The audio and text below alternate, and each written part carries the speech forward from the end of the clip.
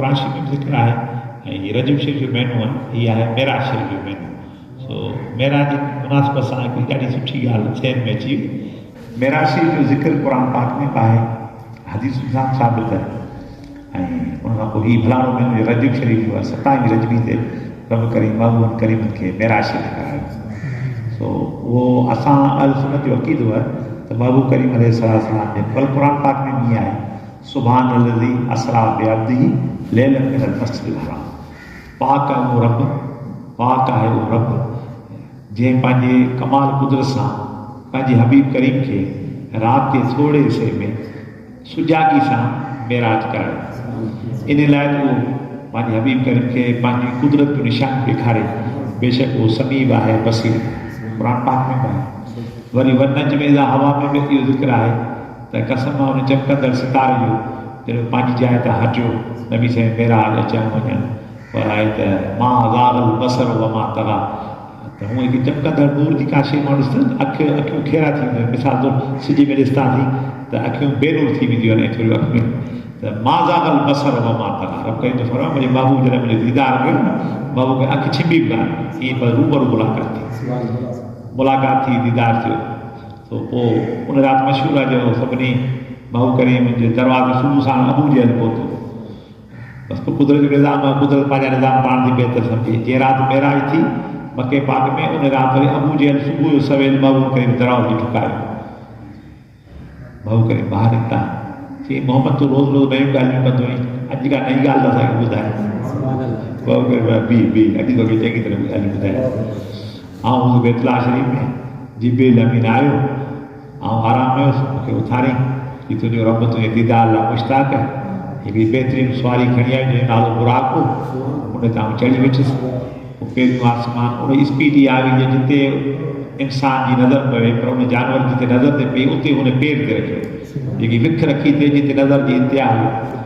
पोइ बैतुल मुक़द्दस पहुतुसि राति जे थोरे से में। बैतुल मुक़द्दस 1.25 लख नबी सगुरा मुंहिंजे इंसान बीठा हुआ, 1.25 लख अंबिया कराम खे उन राति में बरक़ात नफ़ल निमाज़ पढ़ाइनि बैतुल मुक़द्दस में। उतां खां वरी पोइ आसमान आयुसि। पोइ पहिरियों आसमान, ॿियो, टियों, चोथों, पंजों, छहों, सतों आसमान अर्श अज़ीम में। पोइ लामकान खे मकान बनाए रब करीम जो दीदार करे ऐं रब करीम जो सभु दोज़खूं सभु जन्नतूं सभु ख़ुदा जी ख़ुदाई ॾिसी घुमी फिरी मोटी आयसि। अञा बिस्तरो बार गरम वुज़ू पाणी ताजुदार वियो पिए, ॿियो कुल ख़ैर दिमाग़ जो चकर थी वियो। हेॾी ॻाल्हि हिकु राति थोरे से जिस्मानी तरह। हा तव्हां सोचो जेकॾहिं इहो ख़्वाब में हुजे त पोइ अबू जहल परेशान कोन थिया। ख़्वाब में त पोइ वञण ॻाल्हि कान्हे, ॻाल्हि त जिस्मानी तरह। ख़ैर अबू जहल सिधो थी पियो, सिधो थी हाणे हुज़ूर जो दोस्त कहिड़ो आहे प्यारो प्यारो पर उनखे ई थेड़ ॾियां। त अबू जहल में फ़ैसिलो कयो त मुस्तफ़ा करीम जो सचे में सचो जेको असाबी आहे, सचे में सचो जो ग़ुलाम आहे, सचे में सचो जेको दोस्त आहे सो अबू बकर सिद्दीक़ आहे। सिधो अबू बकर सिद्दीक़ दरवाज़ो ठोके अञा सिज कोन पियो, अञा ॿुधाई राति हुजे दरवाज़ो ज़ोर ज़ोर ठोके। अबू बकर सिद्दीक़ निकिरी आया ॿाहिरि। अड़े बदबख़्त ते ॿाहिरि तूं सुबुह साण मुंहिंजे दर ते छो आयो? चई अॼु हिकिड़ी वॾी ॻाल्हि खणी आयो। चई कहिड़ी वॾी ॻाल्हि? कहिड़ी वॾी ॻाल्हि? चई जेको तुंहिंजो दोस्त आहे मोहम्मद उहो चए राति जे थोरे से में आउं वियुसि बैतुल मुक़द्दस।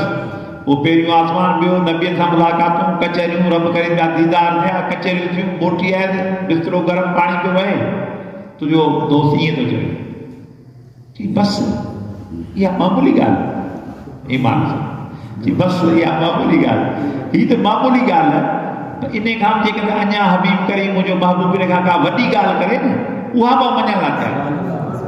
हीअ त मामूली ॻाल्हि आहे मेराज, इहा उनखे मां छो ख़बर आहे हू त अलावा रहो में ख़बर आहे मेराज कीअं थींदा आहिनि। चई इहा त मामूली ॻाल्हि आहे पर इन खां वॾी ॿी का ॻाल्हि हबीब करीम फरमाए मुंहिंजो महबूब उहो सचा ऐं उन तस्दीक़ करे।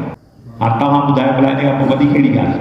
अलाह जो दीदार थिए, जिस्मानी तरह माण्हू अर्श अज़ीम में पहुचे, ख़ुदि सॼी ख़ुदा जी ख़ुदाई जो मुआइनो थिए सैर ते सफ़र ते, इन खां पोइ वॾी कहिड़ी ॻाल्हि? असां सम्झो असांजो अकुल तंग थो रहे।